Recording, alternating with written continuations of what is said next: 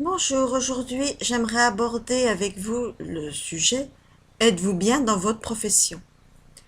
Alors, il faut voir qu'on a tous des comportements et des personnalités différentes qui fait qu'une personne qui va se sentir bien à une place, eh bien, ne se sentira peut-être pas à l'aise dans un autre contexte de vie.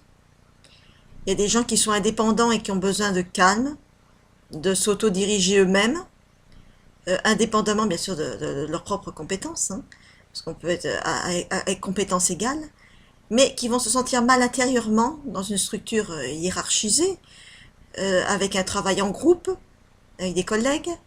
Donc finalement, ils veulent se sentir pénalisés, dévalorisés, frustrés dans leur tâche, alors qu'à l'opposé, une personne qui n'arrive pas à s'autodiriger trouvera que son poste est beaucoup plus sécurisant si elle a des directives claires sur ses tâches, et peut-être qu'elle va au contraire s'y montrer très compétente. On peut aussi parler bien sûr de la notion de motivation.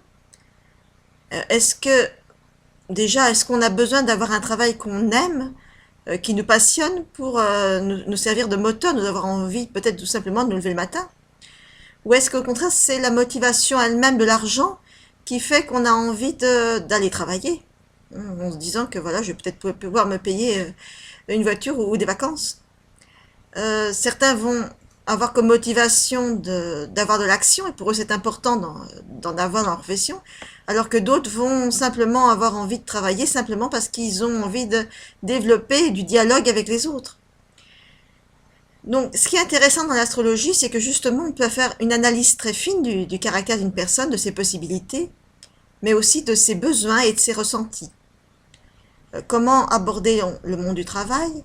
Comment, si on veut fonder une association ou si on est déjà en association avec une personne, voir si on peut s'entendre aujourd'hui et à long terme, par exemple avec une analyse des thèmes des deux associés dans ce qu'on appelle une comparaison de thèmes.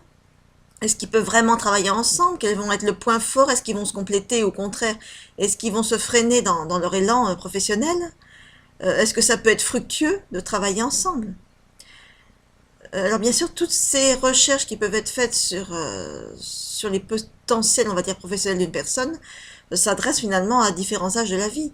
Déjà dès l'enfance, hein, avec bien sûr les parents, pour comprendre un petit peu les atouts futurs de l'enfant ou bien sûr de l'adolescent, voir ses attentes, ses goûts, tout simplement, comprendre et le comprendre par rapport à un parcours de vie futur et personnel, que ça s'inscrit aussi dans sa propre vie. Le travail n'est pas forcément l'ensemble de la vie.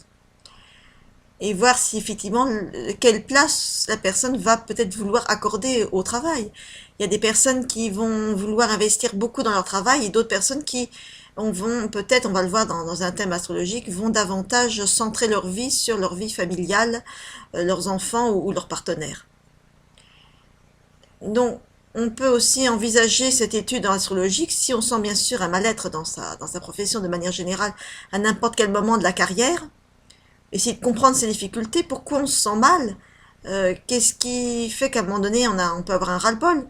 Est-ce qu'on a besoin d'une reconversion? Est-ce qu'on a au contraire besoin de voir sa profession sous un angle différent et en comprendre en tout cas le sens? Et bien sûr, on peut voir ça de manière générale à n'importe quel moment de la profession.